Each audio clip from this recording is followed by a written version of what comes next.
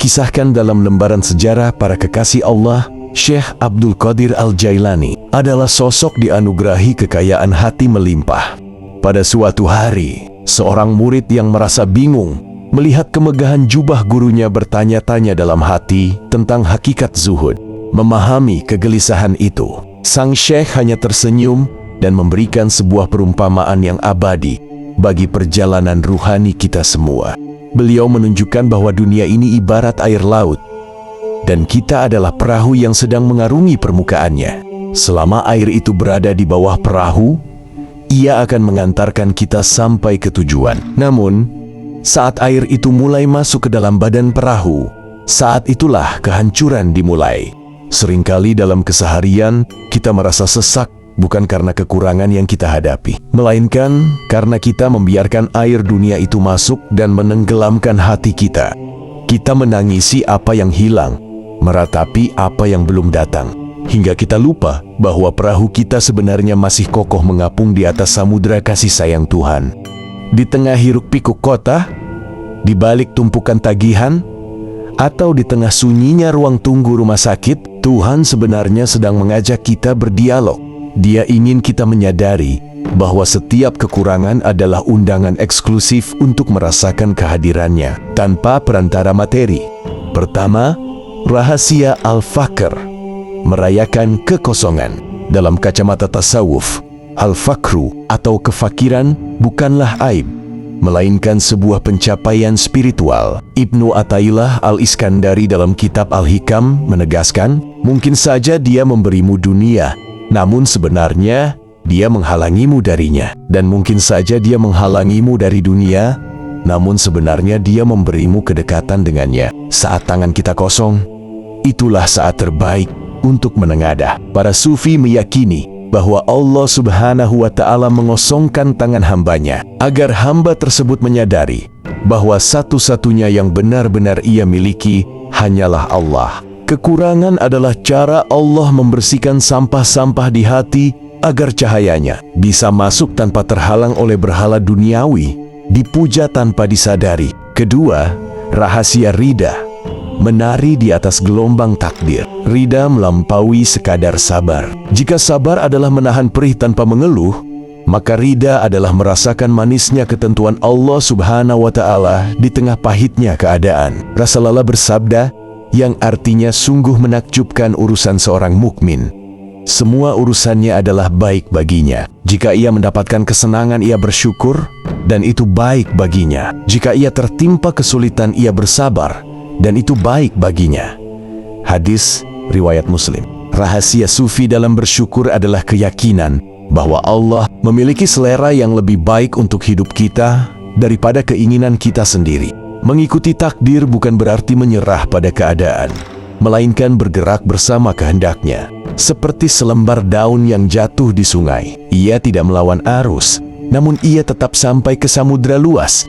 Ketiga, rahasia musyahadah, melihat sang pemberi, bukan pemberiannya. Imam Al-Ghazali dalam Ihya Ulumuddin mengajarkan bahwa syukur adalah sebuah kesadaran intelektual dan emosional. Kita seringkali terfokus pada bungkusan atau rezeki, tapi lupa pada siapa yang mengirimnya. Bayangkan, kamu diberi hadiah oleh orang yang paling dicintai. Apakah kamu lebih bahagia karena isi hadiahnya, atau karena fakta bahwa dia memikirkanmu? Syukur sufi adalah kebahagiaan karena Allah masih mengingatku. Kekurangan materi hanyalah cara Allah Subhanahu wa Ta'ala mengalihkan perhatian kita dari nikmah atau nikmat kembali kepada Mun'im atau sang pemberi nikmat.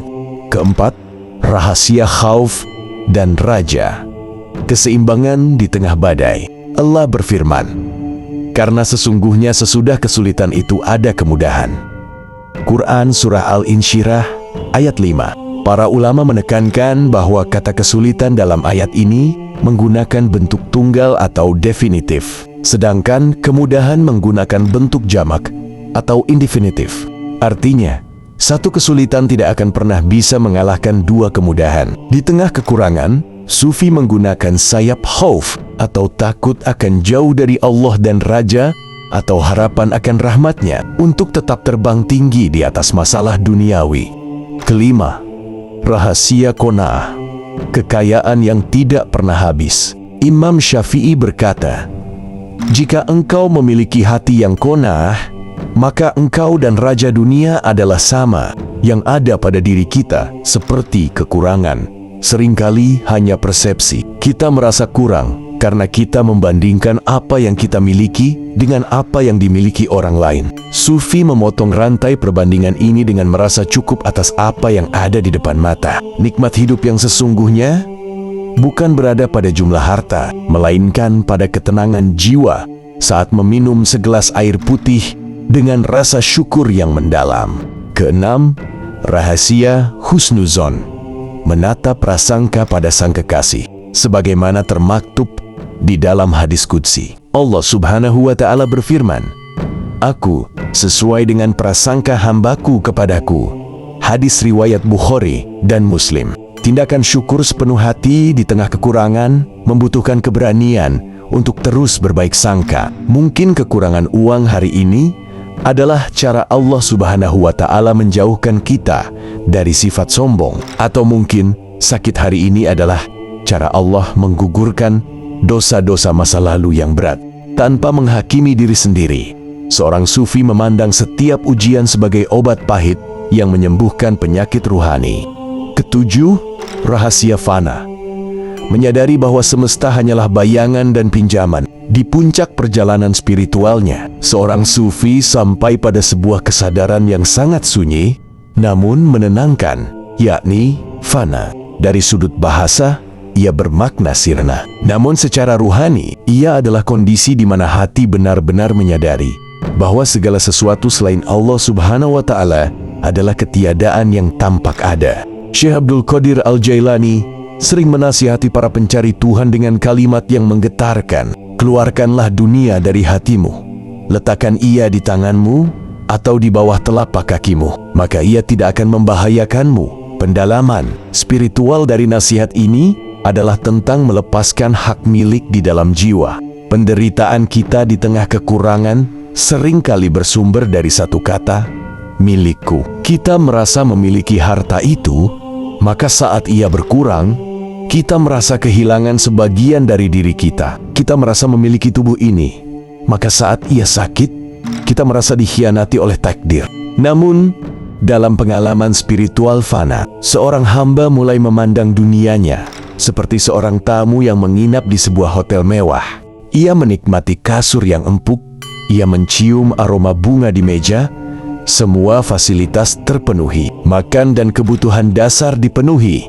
Namun ia tak pernah merasa memiliki barang-barang itu. Ketika waktu check out tiba, dan ia harus meninggalkan semua kemewahan itu, ia melangkah keluar dengan ringan. Ia tidak menangis karena kehilangan kursi atau lampu kristal, sebab ia tahu, sejak awal, ia hanya meminjam kenyamanan itu untuk sementara waktu.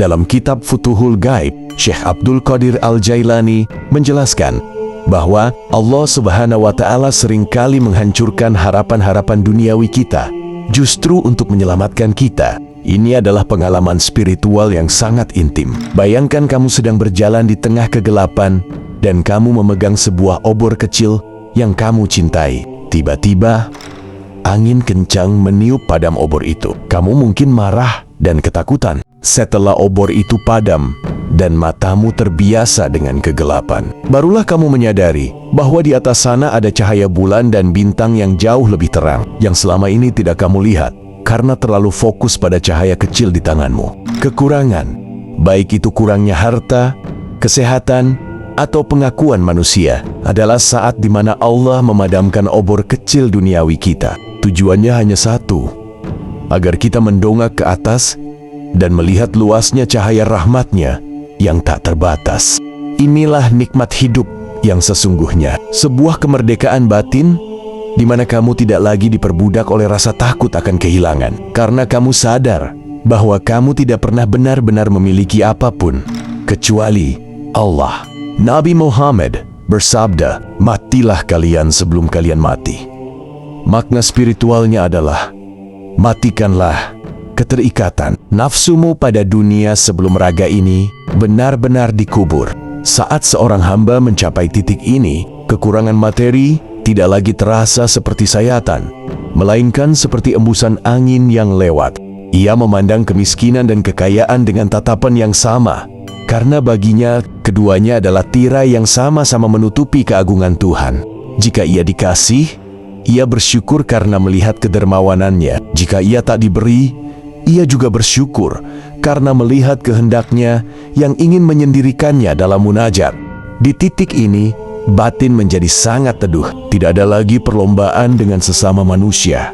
Tidak ada lagi rasa sesak karena keinginan yang tak terpenuhi. Yang ada hanyalah kedamaian seorang hamba yang sudah pulang ke dalam pelukan takdirnya. Sebelum ia mengembuskan napas terakhir, melalui ketujuh rahasia ini, kita belajar bahwa hidup bukan tentang seberapa kuat kita menggenggam, tapi seberapa ikhlas kita melepaskan.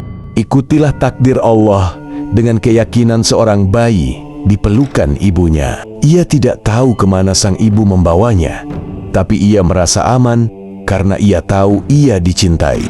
Jangan biarkan kekurangan hari ini membuatmu meragukan kasih sayangnya, karena terkadang Allah harus mematahkan hatimu dari dunia hanya untuk memastikan bahwa di dalam hati itu tidak ada lagi ruang untuk siapapun kecuali Dia. Rasakanlah nikmat itu, nikmat menjadi miliknya sepenuhnya.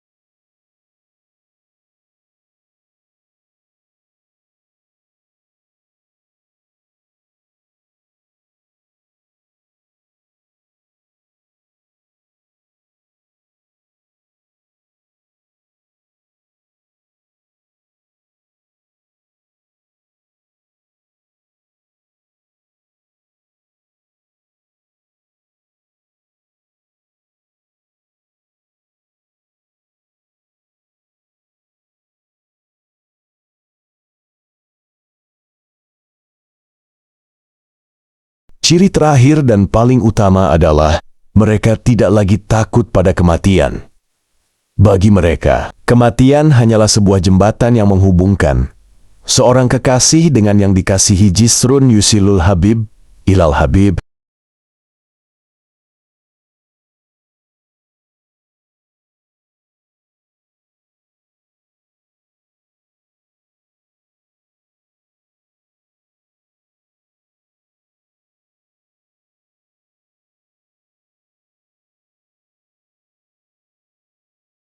Seseorang dengan tingkat spiritual tinggi bukanlah malaikat yang tidak pernah salah. Mereka adalah manusia biasa yang belajar, untuk segera bangkit saat jatuh, segera beristighfar saat khilaf, dan selalu melihat kebesaran Tuhan di balik setiap kejadian.